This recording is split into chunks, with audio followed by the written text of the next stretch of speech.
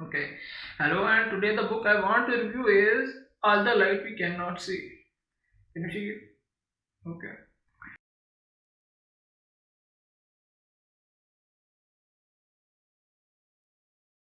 Actually, want to read a book. First thing they look for is the title. If the title is eye-catching, they would read the book. For example, the book Thief. Okay, people want to know what it is about. All the light we cannot see. The title means exactly means that all the light we cannot see. It says in the book that electromagnetic spectrum on one hand reaches the visible light, which we call color, but on the other hand it goes infinity. Infinity means it goes beyond everything. So what the author is actually saying that we see very little light and there is a lot of light we cannot see. That's what it means. In the book it means the goodness we cannot see. For example, the story is set in World War II. Okay, we have Germans and French and all the world fighting. And most of the writers, when they write about this topic, they talk about the brutalities, the murder and rape and plunder. What Anthony does, he talks about goodness of ordinary character like human beings, ordinary citizens. That's what all the light we cannot see is about.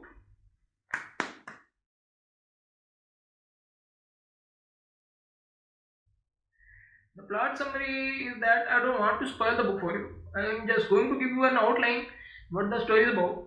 Then you can decide for yourself whether you want to read it or not. Okay. What we have is a German boy named Werner and a French girl named Marie Laure. And the author writes two stories of Marie story and Werner story and bring them together. Right in the very end. And it's brilliantly done. Werner is an orphan boy. He has a sister named Jita and they live near the mines. Their father one day went into the mines and he never came back. If Werner doesn't makes it out, if he doesn't do something, he is going to end up a miner. Okay, no Mary Laure story. Mary Laure is a French girl and she is like just a kid, but she's blind. She can't see at all, and that is so sad. And that is one of the reasons I chose the book because I wanted to get a perspective about a blind person's life.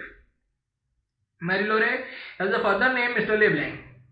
Mr. Leblanc works at the museum where he, makes locks, keys. He's a locksmith. And he's a real sweetheart because he makes these little puzzles for Mary on her birthday, which he has to figure out in order to get the gift. He also builds little models of city, so Mary Laure would know the city, so she could navigate even without his help. And this puzzle later comes into the story because it has a lot of meaning.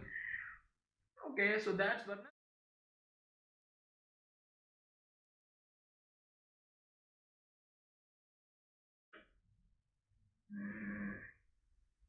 Now let's talk about bit about the characters.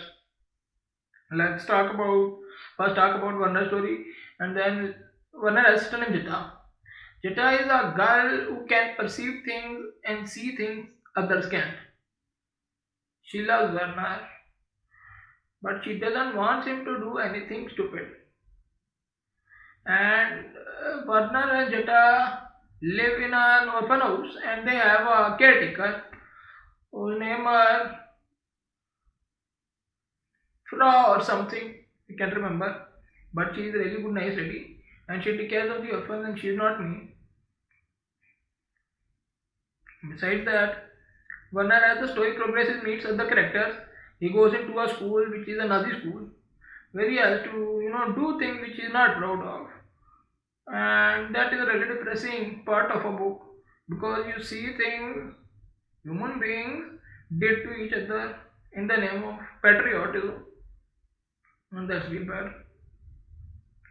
One of the character which emerges from the story is Frederick. Frederick is the bunkmate of Werner, and he's a real swell guy. He's partially blind, but he doesn't let on. The way he got into the school is by memorizing the visual charts. He had to pass, the blind, the vision test. He had to pass the vision test, and so because he is partially blind, he cannot see. He memorizes all the charts. This is how smart this guy is. He is also a bird watcher. He just lays in his bunk and he would listen to a bird, and he will tell Werner its species, its color, or all the other interesting facts about the bird. This character is just so close to my heart because he's just so misunderstood. He's a loner and he suffers so much throughout the book and there's no saving him. And it just kind of broke my heart because I want to do something for this guy and I can. So those are the characters from Werner's side. There's also a character Vokemar. Vokemar is the giant of the school. He's a senior boy and all the boys look up to him. They make up stories about him. Vokemar, although he looks tough, he's a real sweetheart and he always take care of Werner. Okay, now how Werner gets out of the school is about when Werner is a boy, as he goes through the mines, Werner and his sister come across a broken radio. Okay, Werner spends a lot of time on this radio and is able to fix it. And they start listening to broadcast, which excites his imagination, and he becomes better and better fixing things. One day, an officer is sent to Werner's orphanage. They ask if they have the little repairman. So of course Werner with his little toolbox and he fixes the radio. There the guy whose radio Werner fixes gets impressed and gets him into a Nazi school. Okay, now he's building a project with a professor who's a real dick. The project is they have to create a sort of a tracking device, a radio which can track frequencies, a radio which can track the exact place where a broadcast is being sent from. And this is what Werner does. Okay. Meanwhile, we see at Mary's story, Mary and her father, Mr. LeBlanc, have to escape the city because when the German come, they're going to invade it. So they go to another part of the town to their uncle's house, Athenay's house. Okay, this Professor Athenay is probably one of the most classic characters in the book because he's a little crazy. He sees things which aren't there. He wasn't always like this. This guy fought a war and he just brought his own demons with him. And no, he can't go outside, he can't meet people, he just stays inside his house. And he really doesn't care because he's rich. He has a maid who goes outside and buys things. And he also has a lots of books. And he has this giant radio in his balcony. And he broadcasts things from a children's program. And this is the program Werner was listening to when he was a boy. Okay, so Werner wants to meet this professor, but he's in another city, and the professor is there, and eventually the author will bring them together, and it's done really brilliantly. It's done really brilliantly. So the thing is, Mary starts living her new life in her uncle's house, and she goes outside, and Mary eventually becomes a sort of a spy because she passes messages in between. She brings messages from the bakery and gives the code to her uncle who broadcasts them on the radio. And Werner and his buddies are actually looking for those illegal broadcasts. And well, they kind of figure out that this is the professor doing this. Anyway, so that's that. And there's also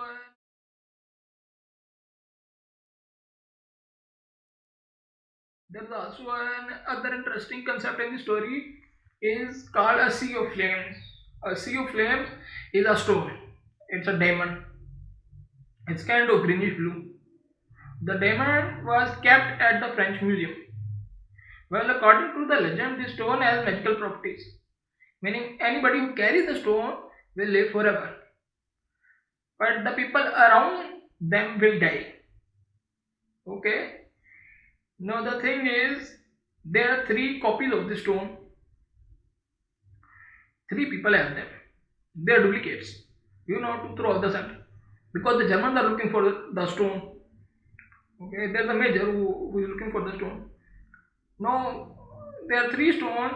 One of the stone is in the bag of Mr. LeBlanc.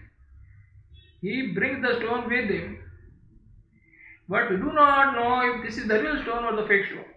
You will have to read that for yourself because it's a really interesting kind of concept. Because Mr. LeBlanc himself doesn't believe in, well, curses or voodoo. He's a guy who believes in logic. He says there just thing happen because there's some reason for it. But in the story we also think maybe not, that kind of thing. So that's that. And uh, well, I've talked.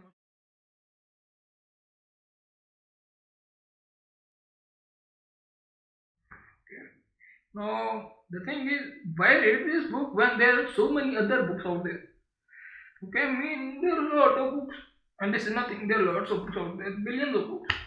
The reason you want to read this book is because I will share an experience with you today. I'm a long time reader. I've read a lot of books. I don't really have a life, and that's okay.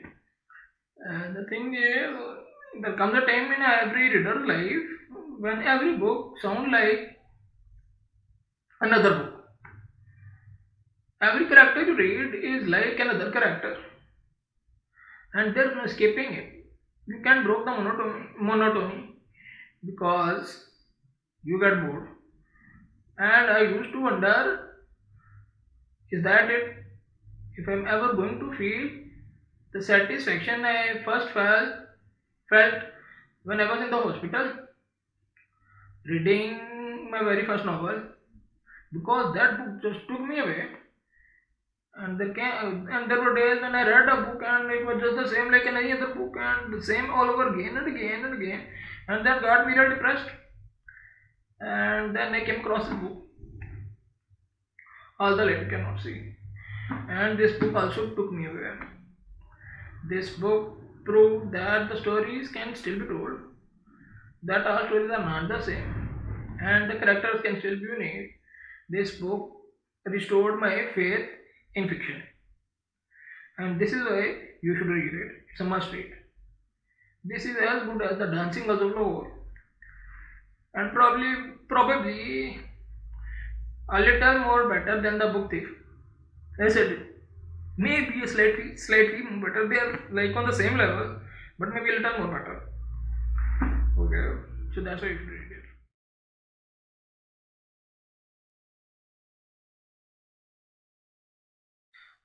So let's talk about what did we learn from this book. There are a lot of things in this book. You have love, sacrifice, and most importantly, you have heroism. There are lots of those in this book. Okay, but besides that, I'm also a sort of amateur writer, and as a writer, which really got to me was Anthony's style. I mean, what he does is, you will see writers which are very wordy.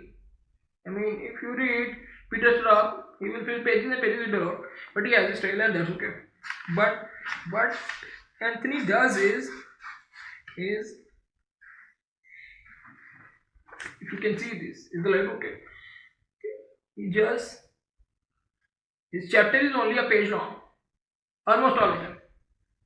Almost all of his chapters are one page long, and it's really done. The thing is, you can say so much more by writing very little, and that's one thing as a writer you can pick from this book. Okay.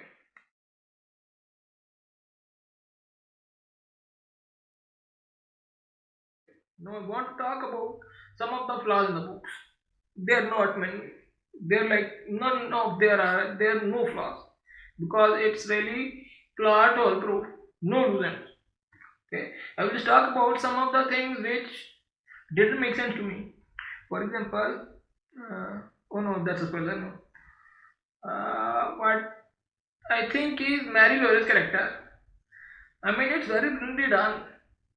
What I don't get is how she is not depressed because Mary is blind. She is in middle of a war. She has no friends. And the thing is, this girl just wakes up every day. She spends her life without complaining, without any regrets, and she just I mean, doesn't she wonder how her life would have been if she wasn't playing? I mean, this may sound depressing to some people, but I think as a character, as a real human being, this should be a part of one life. Our doubts. That's what make us human. So that's one thing I just couldn't figure out.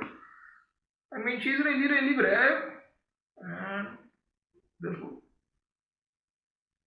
Yeah. Say that.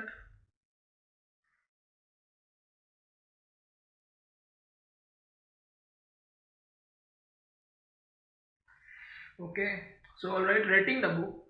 The usual scale used is 1 to 5. A book is 1 star or 5 star. I would say this book is like 10 star or 20 star because it's really, really brilliant. It's very well written.